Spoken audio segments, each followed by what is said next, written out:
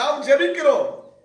நம் வீட்டாருக்காக, நம்ம அன்புள்ளவர்களுக்காக நாம் ஜெபிக்க எப்பொழுதும் ஆயத்தமா இருக்கிறோம். ஆண்டவராய் இயேசு கிறிஸ்து யாருக்கு ஜெபிக்க சொல்லுகிறார் என்று சொன்னால், உங்களை நிந்திக்கிறவர்களுக்காக ஜெபம் பண்ணுங்கள். அதுதான் நம்மளால முடியாது.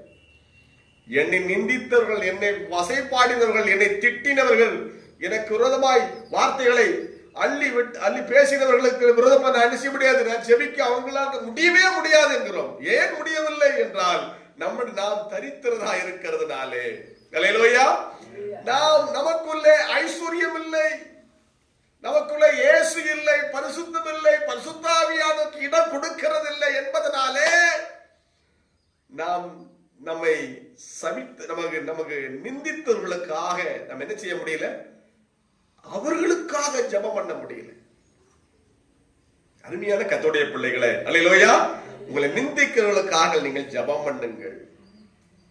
ஆண்டவராக இயேசு கிறிஸ்து சொல்லுகிறார், வார்த்தையை கேட்டு இவைகள்படி செய்கிறவன் கண்மலை மேல் தன் வீட்டை கட்டின புத்தியுள்ள மனிதனுக்கு ஒப்பிடுவேன். பெருமழை வந்து பெரும் வெள்ளம் வரும் பொழுது அது வீட்டின் மேல் மோதும் பொழுது அது வீடு இடியாமல் நிலைத்து நிற்கிறது.